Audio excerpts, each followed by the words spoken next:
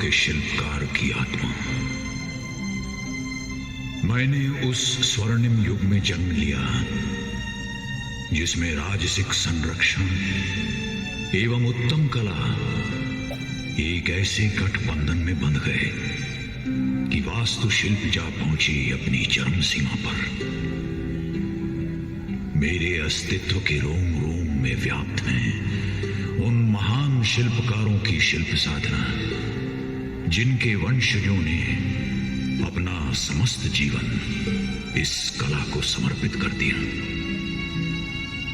चंदेल राजाओं द्वारा निमंत्रित भारतवर्ष के कोने कोने से आए थे हम सभी कलाधर, जिन्होंने इन अद्भुत देवालयों की रचना की।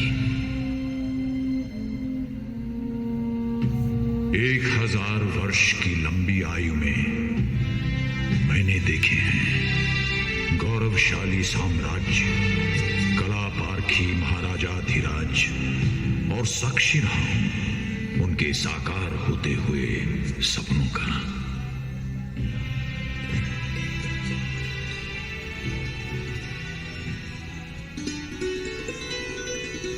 काशी के निकट ग्रीष्म ऋतु की एक चांदनी रात में इस प्रसंग का आरंभ हुआ था, जब एक अपूर्व सुंदरी हेमवती कमल के फूलों के बीच सरोवर में स्नान कर रही थी।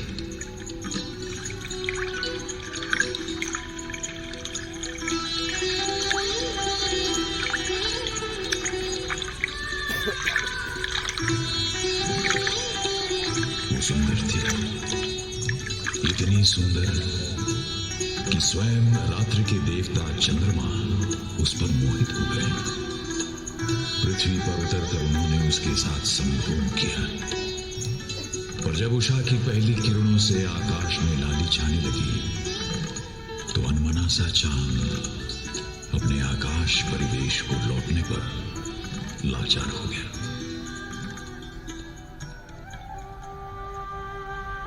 ओ लावण्यमयी, अब तुमसे विदा लेनी ही होगी। प्राणनाथ, आपसे बिछड़कर मैं जीऊंगी कैसे? प्रिय, तुम एक पुत्र को जन्म दोगी जो बनेगा एक प्रतापी सम्राट और स्थापना करेगा महान चंद्रवंशी चंदेल साम्राज्य की। वही हमारे प्रेम को अमर बना देगा प्रेयसी। एक पुत्र? मैं संसार को क्या मुंह दिखाऊंगी? ये कलंक कैसे झेलूंगी?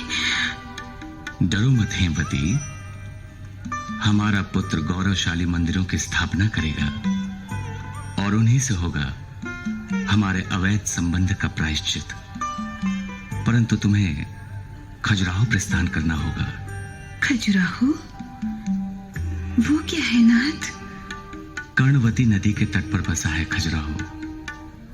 ये नाम खजूर के उन सुनहरे वृक्षों से पड़ा है जो उसके द्वार को अलंकृत करते हैं। सघन वनों और झीलों से सुसज्जित एक अत्यंत रमणीय स्थल है ये।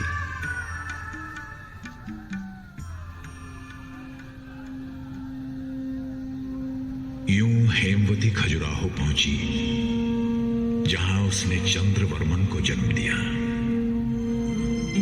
कहते हैं कि उसने ही अपनी माता के पाप का प्रायश्चित करने हेतु 85 मंदिरों का निर्माण करवाया।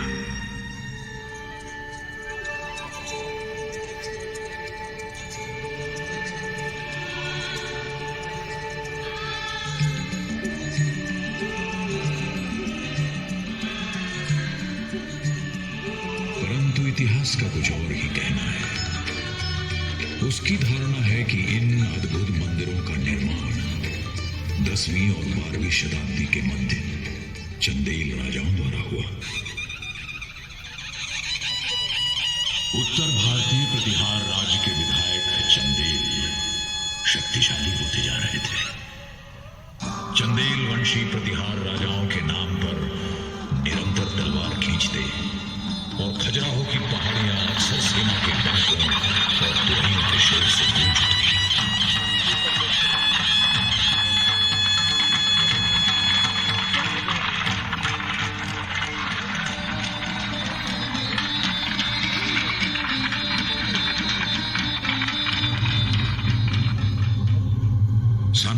940 में चंदेल राजा यशोवर्मन ने कलिंजर के अजय दुर्ग पर हमला किया, जो मध्य भारत का सैन्य द्वार था। सैनिकों, कूच करो!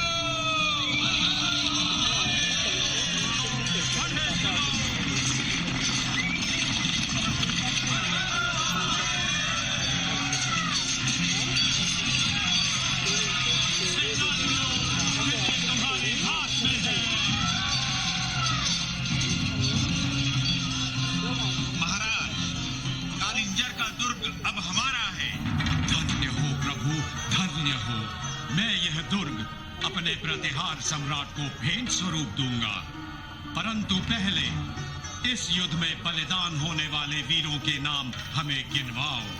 हम उनके परिवारों की आर्थिक सहायता करेंगे, कुछ गांव देकर। वाह, कितना उत्तम विचार है महाराज।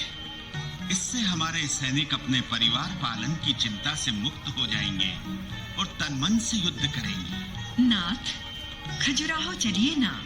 वो आपके पूर्वजों का प्राचीन कार्यस्थल है। वहीं हम इस विशाल विजय का उत्सव मनाएंगे। उत्सव ही नहीं महारानी, हम भगवान विष्णु का एक अद्वितीय मंदिर भी बनवाएंगे। उनके ही प्रताप से हमें ये विजय प्राप्त हुई है। ये कार्य तो आपको अपार धार्मिक कीर्ति देगा राजन। आप पर सदा प्रभु की कृपा बनी रहेगी। चलो खजुराहो के प्रस्थान की तैयारी करो।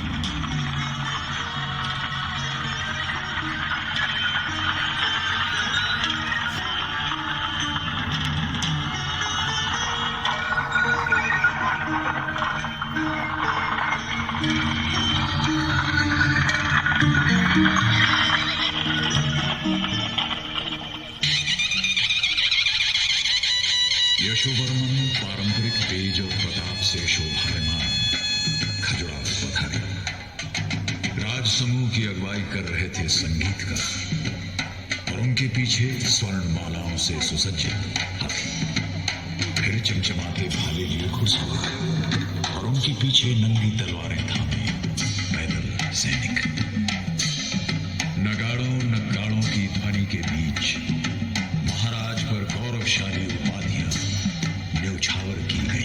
महाराजाधिराज कलिंजराधिपति राजा यशोवर्मन पधार रहे हैं।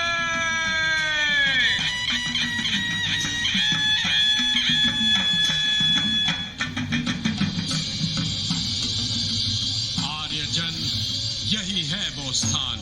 यहीं पर हम अपने मंदिर की स्थापना करेंगे। विचार उत्तम है महाराज। आपके पूर्वजों द्वारा निर्मित मंदिरों के कारण यह स्थली पहले ही पवित्र हो चुकी है। और चारों ओर ये पहाड़ियां, ये विकसित घना जंगल इस स्थान को शत्रु के प्रहार से भी सुरक्षित रखेगा। यही बनेगा उत्तर भारत का सर्वोत्तम मंदिर, चंदेलाओं के प्रभुत्व का उज्जवल प्रतीक। किंतु महाराज, इसका स्थपति कौन होगा? ढूंढिए राजमंत्री, भारत का कोना कोना छान मारिए एक ऐसे स्थपति की तलाश में जो अनोखा हो, जिसका ज्ञान असीमित, जिसकी कल्पना अद्वितीय, जिसकी दृष्टि उज्जवल हो। ऐसा शिल्पकार ही मेरे सपनों के मंदिर को आकार दे सकता है। महाराज, एक व्यक्ति है ठीक वैसा ही जैसा आप ढूंढ रहे हैं। सुना है इस संसार के रचयिता विश्वकर्मा की ही भांति है।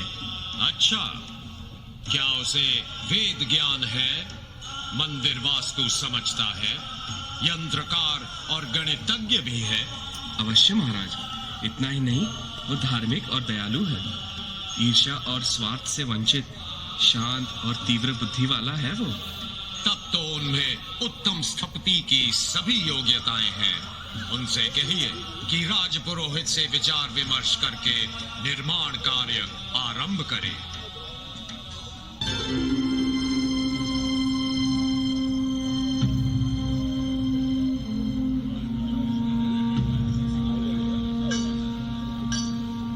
शिल्पकार ने मंदिर की वास्तु योजना बनाई। मंदिर की भूमि जीवंत हो उठी। तन्मय होकर जुट गए अनगिनत श्रमिक और उनके स्वप्न को साकार करने। दिन प्रतिदिन श्रमिक विशाल शिलाखंड ढोते और शिल्पकार कार्य प्रारंभ से पहले अपने शरीर को पवित्र करने का अनुष्ठान करते तथा योग से मन में स्थिरता लाते। अनुभवी आचार्य अपने शिष्यों को कला के सार का ज्ञान भी कराते जाते।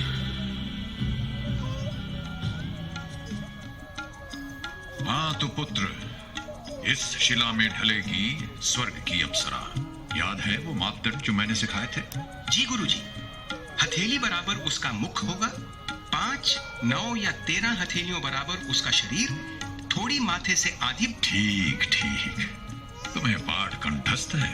किंतु गुरुजी, इस प्रतिमा में प्राण और चेतना कैसे जागृत करें? गति से पुत्र, शरीर के भाग को विभाजित करके। देखो, इस चित्र में शरीर का त्रिभंग, सिर एक दिशा में मुड़ा हुआ, शरीर दूसरी दिशा में और घुटना यूं मुड़ा हुआ। वाह गुरुजी, ऐसा आभास होगा कि पत्थर की नायिका जीवित होकर मंदिर से धरती पर पग रखने वाली है। किंतु गुरुजी, मंदिर में इतनी नारी प्रतिमाएं क्यों अंकित की जाती हैं? जैसे धर्मपत्नी बिना वंश नहीं फलता, वैसे ही नारी चित्रण रहित मंदिर भी सार्थक नहीं होता। गुरुजी, अब देवताओं की आकृति के बारे में कुछ ज्ञान कराइए। पहली बात तो यह है कि ईश्वर का वर्णन असंभव है। ये नीति है, नीति है, नीति है। तो फिर इस निराकार को आकार कैसे दे? सर्वप्रथम हर उस कार का बहिष्कार करो जो तुम्हारे मन को अस्थिर करे। फिर योग साधना से इष्ट देव के अनोखे गुणों का सार समझो। याद रहे पुत्र, शरीर और मन दोनों ही कलाकार की कला के अस्त्र हैं।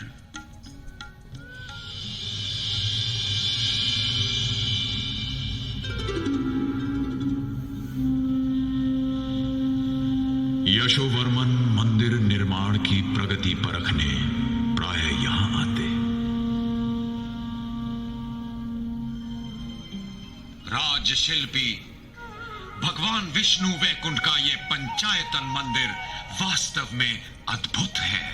राजन, कार्य पूर्ण होने पर यह पहले के सभी मंदिरों से सर्वोत्तम होगा और भविष्य में कभी कोई इसका प्रतिरूप नहीं बना सकेगा।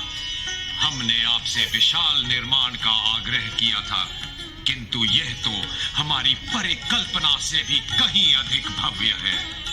विचार करें महाराज, पुराने मंदिरों की तुलना में ये विशाल काय है। इसमें मंडपों की मात्रा बढ़ा दी गई है और इसके 6 भाग हैं। हर एक मंडप की छत निरंतर उस शिखर की ओर चढ़ती जाती है जो गर्भगृह के ऊपर है।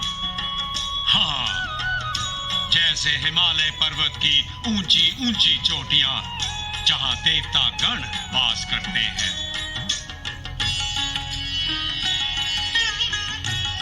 राजगुरु का कहना है कि मंदिर के समीप एक तालाब अवश्य होना चाहिए जहां भक्तगण ईश्वर दर्शन से पहले स्नान कर सके। भगवान, यहाँ की भूमि के उतार चढ़ाव से यह संभव है कि निकट स्थित सरोवर को ही यहाँ तक बढ़ा दें। तुरंत कार्य का आरंभ किया जाए। हम इस तालाब को नाम देंगे सागर।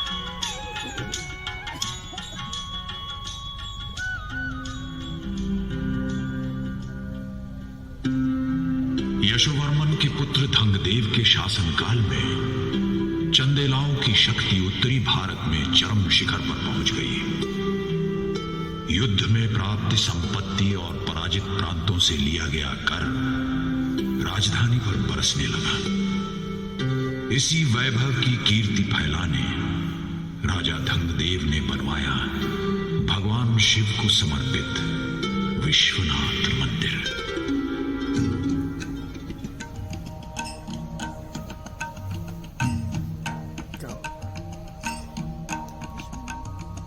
मंदिर की स्थापना राजसी ठाट बाट से की गई और महाराज धंगदेव को सोने और अनमोल रत्नों से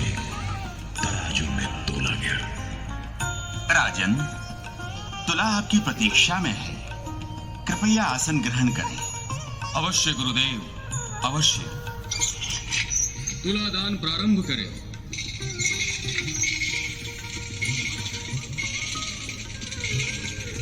वो देखो, महाराज का पलड़ा ऊपर उठ रहा है।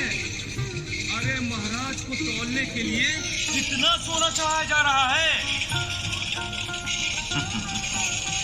बस बस, इतनी ऊंचाई पर्याप्त है। अब हमें पृथ्वी पर लौट आना चाहिए। हमारी इच्छा है कि ये समस्त स्वर्ण दान में दिए जाएं। पहले ब्राह्मणों को और फिर हमारी प्रजा को, भगवान विश्वनाथ और सम्राट के नाम पर।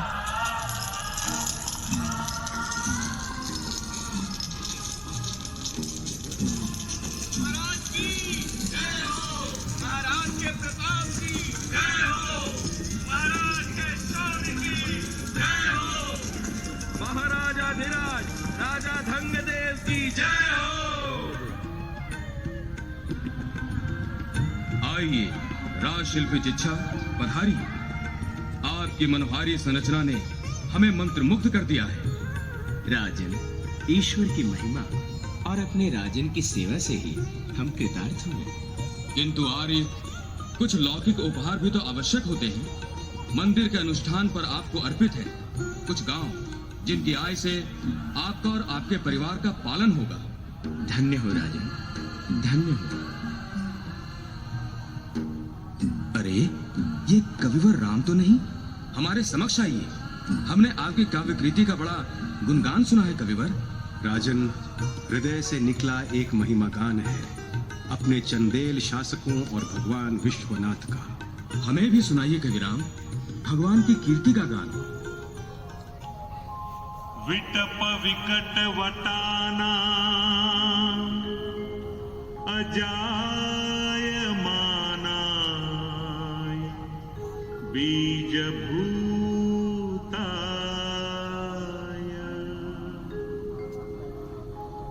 रुद्राय नमः पालन विलय कृतेः निष्क्रियायामपि।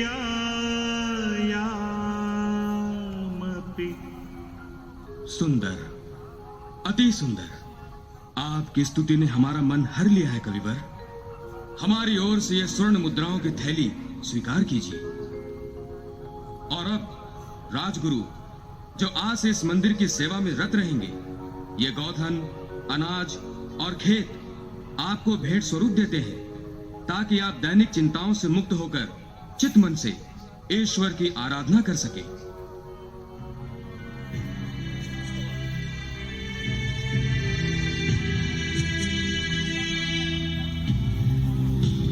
महाराज धंगदेव के उत्तराधिकारी गंधदेव ने मंदिर निर्माण की परंपरा को जारी रखते हुए भगवान विष्णु को समर्पित एक और मंदिर की स्थापना की।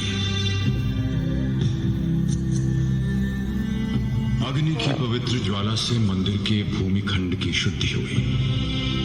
गहरी खाई बनाकर उसमें समर्पित किए गए धरती के अंतःकरण के प्रतीक सोना, चांदी, तांबा, अनाज और मुट्ठी भर नवरत्न।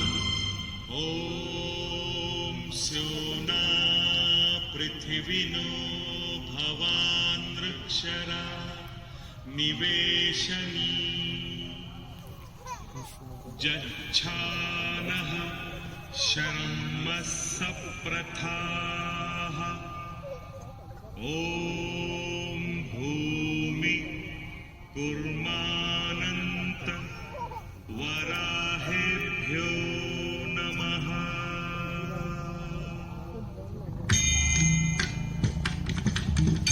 अंततः उसमें मूर्ति की स्थापना की गई। राजा सपरिवार इष्ट देव के चरणों में प्रथम भेंट अर्पित करने वहां पधारे। देखो, वो देखो, महाराज पधार रहे हैं।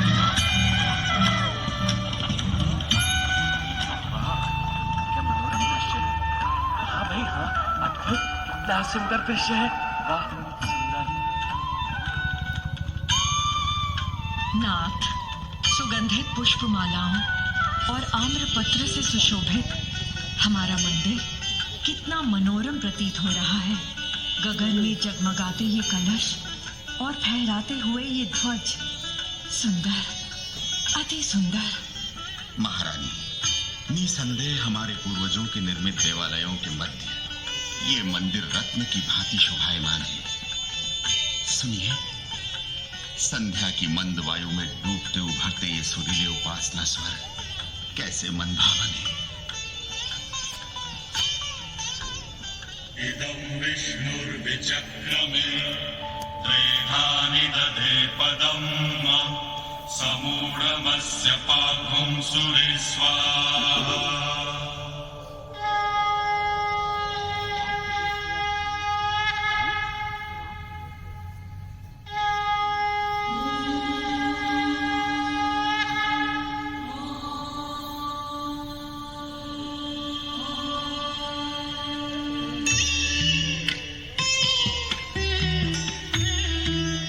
दीपक की झिलमिलाती लौ का प्रकाश धूप की भीनी सुगंध में घुलकर गर्भगृह को अलौकिक बना रहा था। राज दंपत्ति ने पूजा में सृष्टिकार को पंचतत्व अर्पित किए। पंच नदियों का पवित्र जल, पृथ्वी के धरोहर पुष्प और फल, वायु से वातावरण को सुगंधमय बनाती धूप, आरती की पावक ज्वाला और गगन में गूंजते घंटियों के स्वर।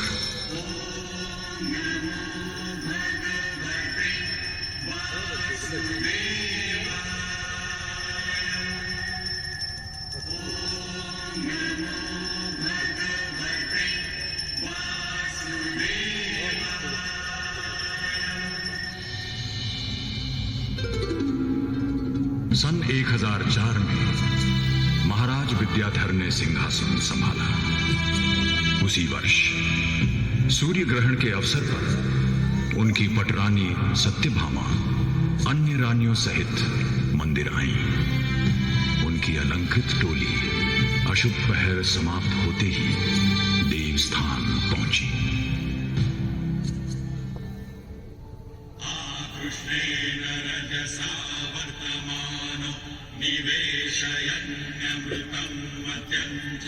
हिरण्ययेन सवितारथेन देवो जाति भुवनानि पश्यन्।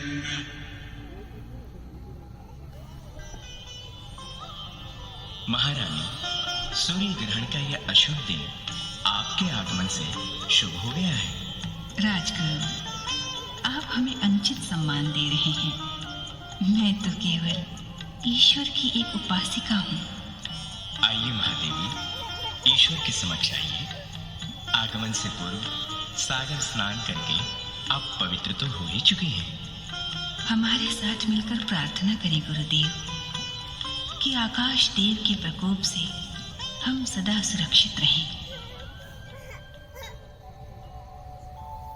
नमः सवित्रे जगदेक चक्षुषे जगत् प्रसूति स्थितिनाशने तवे त्रयीमयाय त्रिगुणात्मधारिणे विरञ्चि नारायण शंकरात्मने।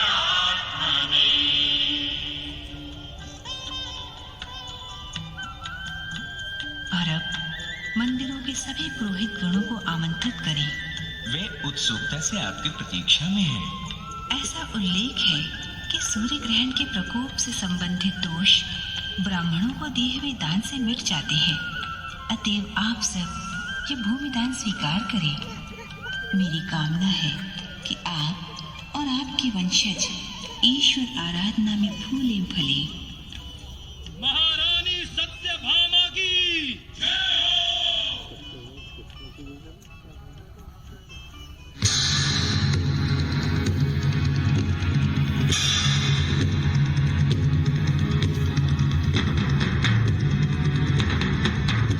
सोने की चिड़िया कहलाने वाले भारत की अपार संपत्ति पर ललचाए अफगानी आक्रमणकारी महमूद गजनी ने सन 1019 में भारत की सीमा में प्रवेश किया।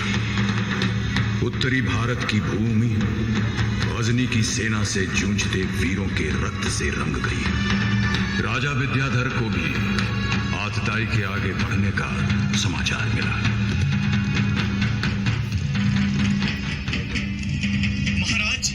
महाराज, गजनी की सेनाएं कलिंजर की ओर बढ़ती आ रही हैं। हमें इसी बात की आशंका थी। हमारे सहयोगी शासकों को संदेश भेजो, कहो कि इस आपत्ति का सामना संगठित होकर ही किया जा सकता है। हर कार्य कूच को तैयार है महाराज। मेरे लिए कोई और आदेश? सेना को तटस्थ करो। महोबा की सेना को कलिंजर प्रस्थान का आदेश दो।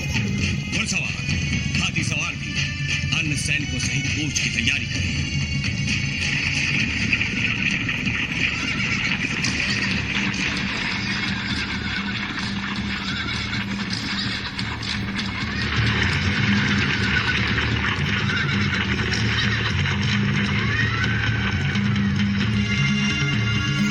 विद्याधर और उनके सहायकों ने एक विराट सेना जुटा ली। उनकी संगठित शक्ति ने महमूद गजनी के पांव उखाड़ दिए और उसे पीछे हटने पर लाचार कर दिया। विजय हमारी है! विजय हमारी है! हमारी सशक्त सेना ने गजनी के दांत खट्टे कर दिए, किंतु वो लौटेगा, शीघ्र लौटेगा। देख लेना, महमूद गजनी इतनी सरलता से हार नहीं मानेगा।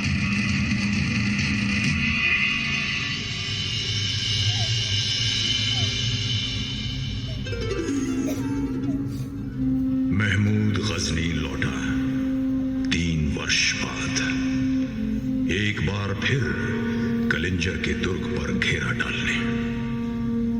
दिन और मास बीतते गए, परंतु गजनी की सेना दुर्ग की दृढ़ सुरक्षा न तोड़ पाई।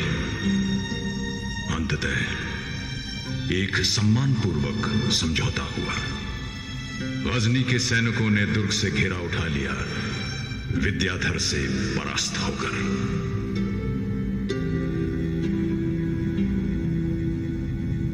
राजा लौटकर खजुराहो आए, विजय से विभोर, मान सम्मान से सुसज्जित। विजयोल्लास में राजा ने कंदरिया महादेव मंदिर का शिलान्यास किया, कैलाशपति शिव की स्तुति में। राज्य के स्थपतियों ने यहाँ के पूर्व रचित मंदिरों का गहरा अध्ययन किया।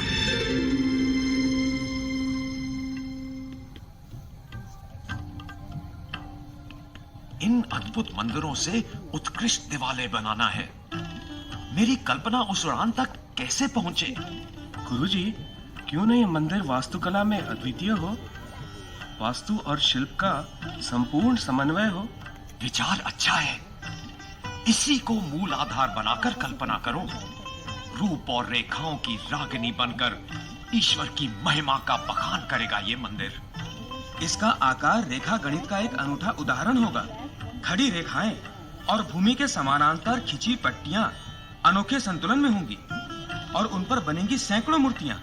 वाह, कैसा अतुलनीय सम्मिश्रण होगा वास्तु और शिल्प कला का। विलक्षण, सर्वोत्तम। सबसे ऊपर होगा एक गगनचुंबी शिखर, जिसके चारों ओर छोटे शिखरों का समूह। ये सुंदर तालमेल शिखर को लय और गति देगा। वाह, कैसी सुंदर प्रेरणा है, क्या असामान्य विचार है। तो आइए शीघ्र इसका चित्रण करें और अंक विज्ञान का जोड़ तोड़ निकालें, जिससे हमारा मन चाहा समन्वय मिले।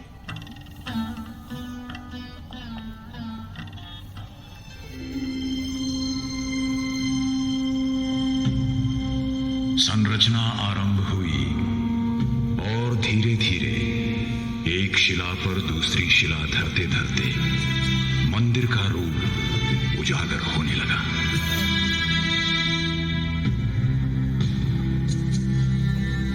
चोटी तक पहुंचने के लिए एक विशाल ढलान का निर्माण हुआ, जिसके माध्यम से शिलाखंड अपने निश्चित स्थान पर विराजमान किए गए।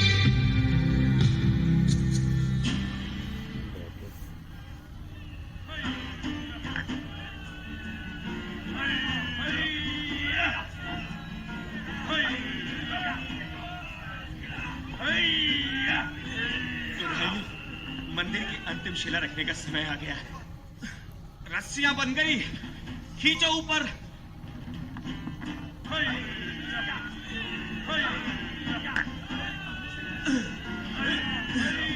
अरे खींचो भाइयों, पूरे बल से।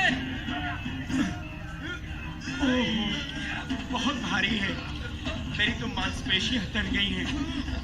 धीरज रखो मित्रों, धीरज। याद रहे ये ईश्वर की सेवा है, सेवा।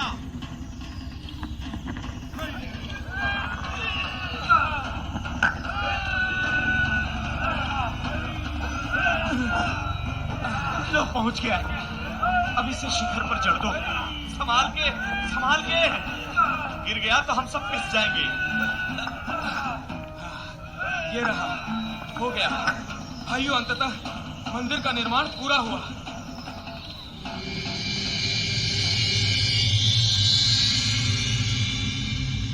वास्तुकार और स्थपति ने अपने इस पवित्र श्रम से मिले धार्मिक पुण्य को राजा को समर्पित किया।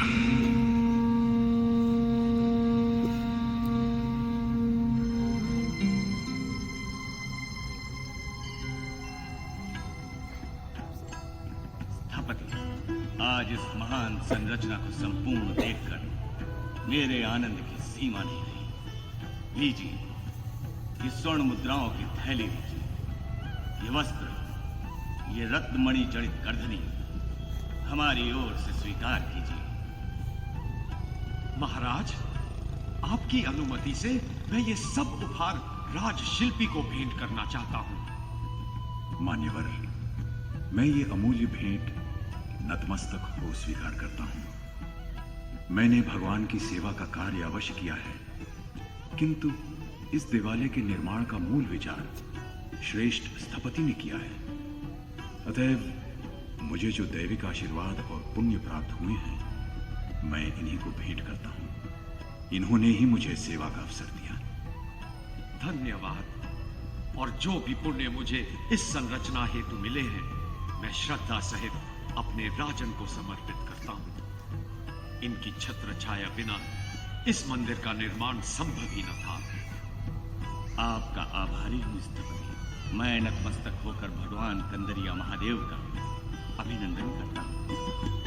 ओम नमः शिवाय, ओम नमः शिवाय, ओम नमः शिवाय, ओम नमः शिवाय।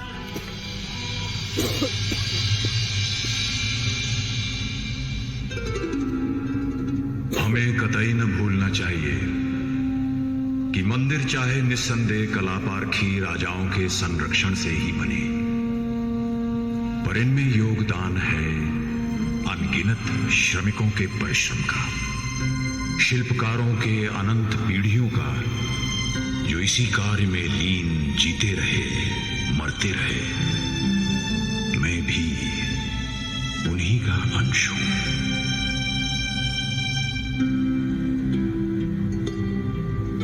खजुराहो के निरंतर अमर शिला में काम तुम्हारा। मैं जीवित हूं मेरे अंदर जीवन की उद्दाम पिपासा। जब मृतों के हेतु नहीं है ये मन में मोह जरा सा, और उसी में होता जिसमें ही तुमने चीनी टाकी तो एक मांगता वर्ग इसी से कर दे मुझको पाषाण तुम्हारा। खजुराहो के निरंतर अमर शिला में काम तुम्हारा।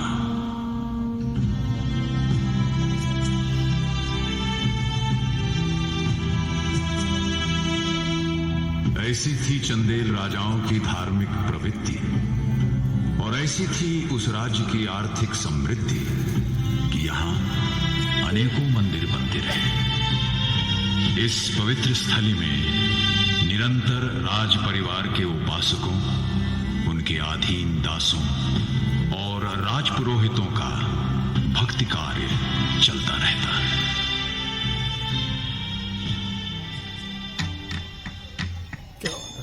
द्रुपद, आओ महादेवी, संध्या पूजन का समय होने ही वाला है। वो देखो, राज पुरोहित आ रहे हैं। पधारिए महाराज। परिक्रमा प्रारंभ की जाए। अवश्य गुरुदेव।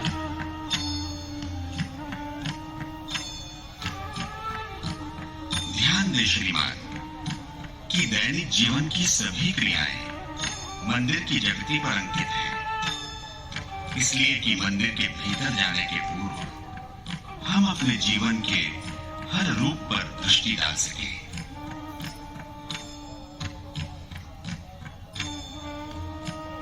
यहाँ भगवान की प्रतिमाएं हैं, क्षण भर ठहर कर इन्हें प्रणाम करें।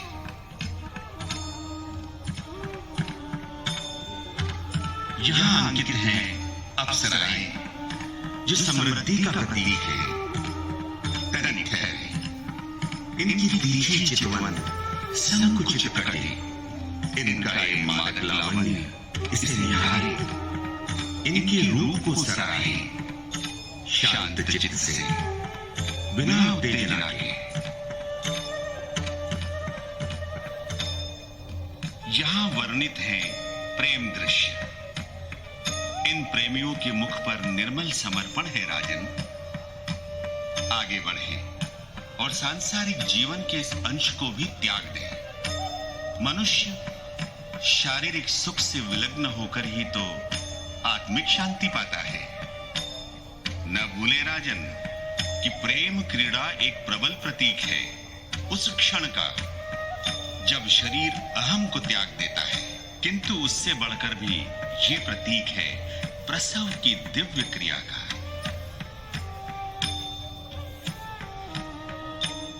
मंदिर की परिक्रमा के पश्चात आपका चित्त स्थिर और मन एकाग्र हुआ महाराज। अब आप ईश्वर निवास में प्रवेश कर सकते हैं।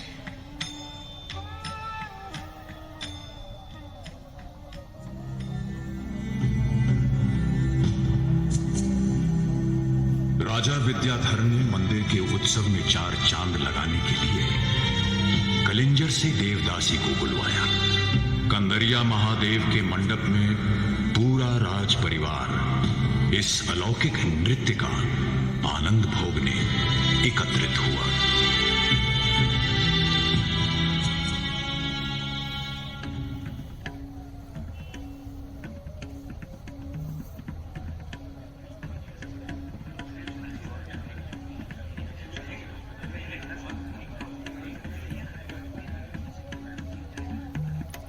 वो देखो, नर्तकी मंदिर में आ रही है।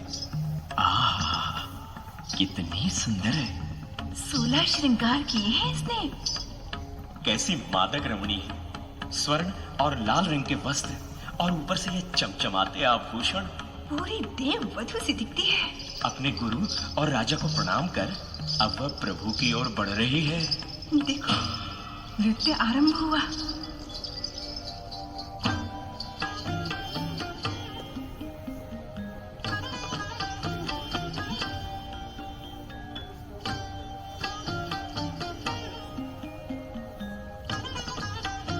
सुंदर, अति रोचक। इसके हाव भाव मनमोहक है, मानो काव्य रचना सजीव हो गई। हर भाव इसकी आत्मा का दर्पण लगता है और हर मुद्रा इसके हृदय की उपासना।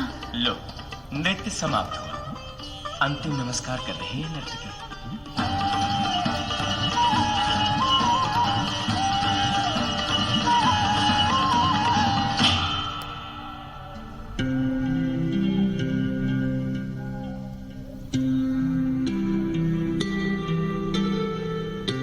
दिन के समय मंदिर के सजीव प्रांगण में हर ओर उपासना के स्वर गूंजते, किंतु प्रातःकाल यहां शांति का वास होता। प्रभात लालिमा का पहला आभास होते ही भक्तजन तालाब में स्नान करते, गायत्री मंत्र का जाप करते हुए सूर्यदेव को जल अर्पण करते।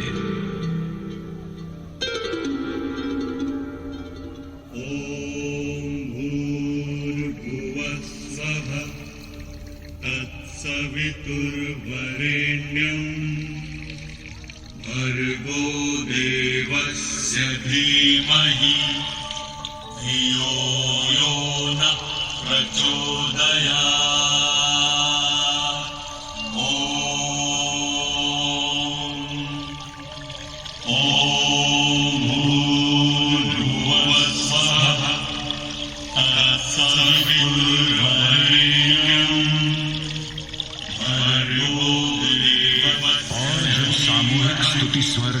सीमा को पहुंचता तो सूर्य की प्रथम किरणें मंदिर द्वार का आलिंगन करती।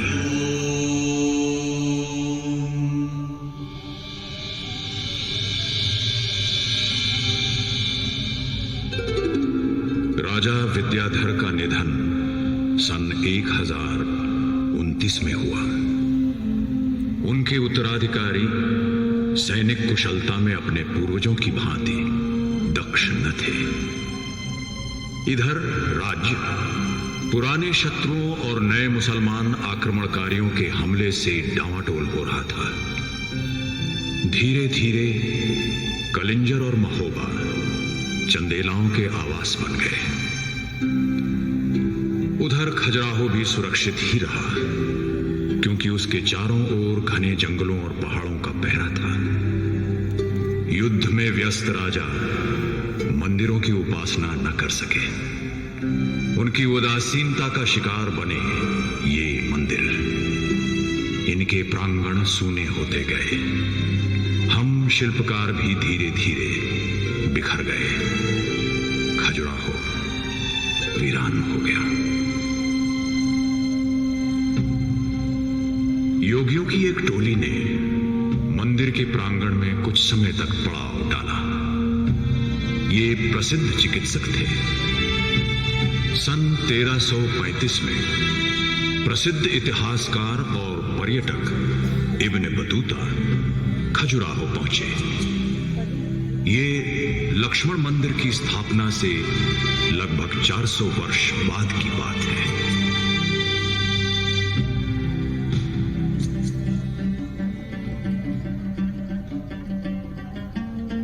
इस नगर में हमें पुरानी शान शौकत की छवि दिखती है, मगर ये उस विधवा जैसा लग रहा है जिसके किसी ने जेवर उतार दिए हो। तभी ये वाकई खूबसूरत रहा होगा। लकड़ी के शानदार महल सुने पड़े हैं, बस हवा की साए साए ही सुनाई देती है। मंदिर के अहाते भी उजाड़ हैं। हुजूर, यहाँ कुछ योगी ठहरे हैं। इलाज में उनकी बड़ी शोहरत है। आप उनसे जरूर मिलें। मुझे उनके पास ले चलो। ओम जाओ खधि सोमराग्निर्भवेहि बचा लीजिए योगी जी, मेरे बच्चे को बचा लीजिए योगी जी। 7 दिन से खाना नहीं खाया योगी जी।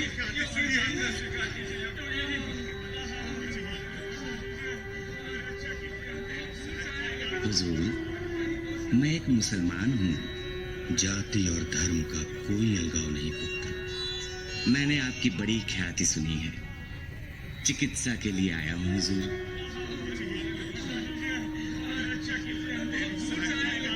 सुभान अल्लाह, यहाँ तो बड़ा मजमा लगा है। तुम्हें क्या कष्ट है पुत्र? हुजूर, मेरी दिलचस्पी मुझे यहाँ लाई है। आपकी दुआएं चाहता हूँ। वो तो सदैव तुम्हारे साथ है पुत्र। एक मुसाफिर की जिज्ञासा मिटाएं जनाब, और बताएं ये हैरत अंगेज इलाज आपने किससे सीखे? हम श्री वैद्यनाथ की कृपा और सूर्यदेव की शक्ति से उपचार करते हैं, जिनमें महान चिकित्सक बल है। सुभान अल्लाह, सुभान अल्लाह, सुभान अल्लाह।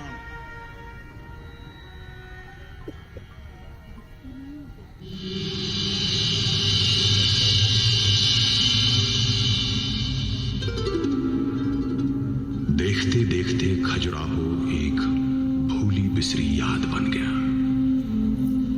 उसके महान मंदिर कटीले जंगलों के चंगुल में जकड़ गए और लताओं ने कलशों को घेर लिया। धधकती गर्मी ने मंदिरों के आकार में दरार डाल दी। भूचाल ने पृथ्वी का सीना हिला दिया। शिखर गिरे, चबूतरे टूटे और सदियों की धूल में सब कुछ सिमट गया।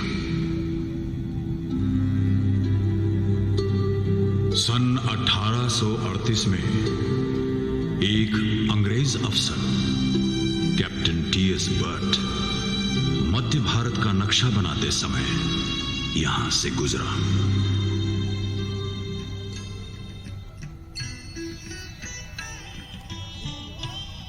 यात्रा की तैयारी करो, हम पांव पत्ते ही निकल पड़ेंगे।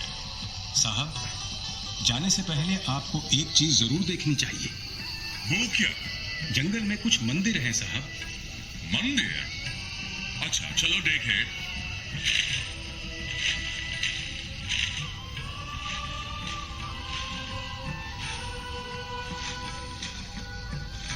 वो देखिए साहब, वहां आपके सामने। ओह, ये आदमी वाकई सच ही बोल रहा है। आग से औजल देवताओं की नगरी। जरा पास से तो देखो। तुम इस दीवार पर चढ़ने का रास्ता ढूंढ सकते हो? जी साहब, आइए, आप यहां से चढ़ सकते हैं।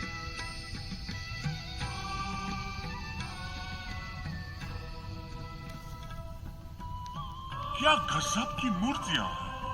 संत तराशों ने जादू जगा दिया है। साहब, किसी समय यहाँ राजभक्तों की भीड़ थी, जिनके भजन से आकाश गूंजता था।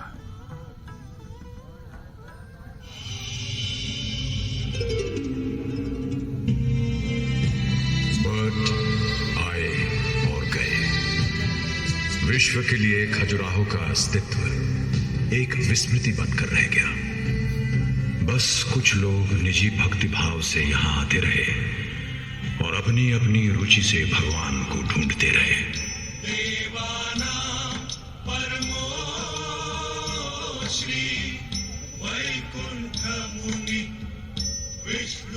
कभी आता एक व्यक्ति जो मंद स्वरों में मंत्र का उच्चारण करते हुए लक्ष्मण मंदिर की परिक्रमा किया करता।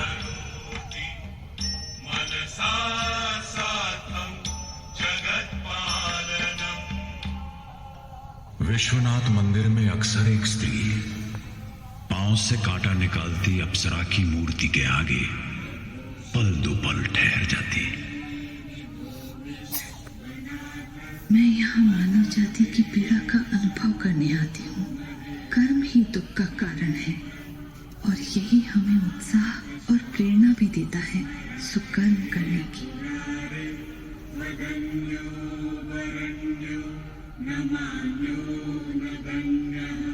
और यहाँ कंदरिया महादेव की जगती पर एक और नारी परिक्रमा करती।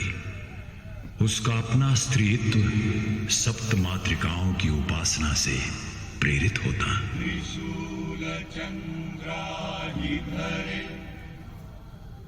महावृषभ वाहिनी माहेश्वरी स्वरूपेण नारायणी नमोस्तुते। देवी जगदम्बी के मंदिर में दर्पण को देखती हुई मूर्ति के आगे एक अन्य भक्त रुक जाता।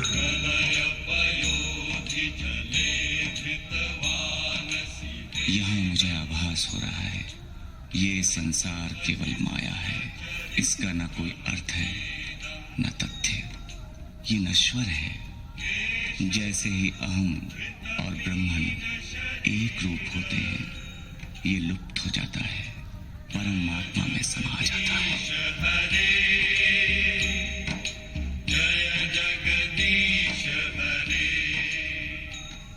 वे खींचे आते रहे जैसे अब आ रहे हैं।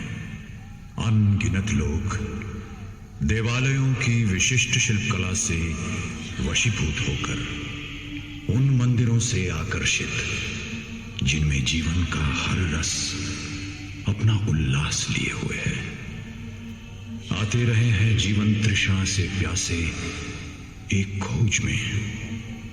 खोज सत्य की, संतोष की, समन्वय की और शांति की।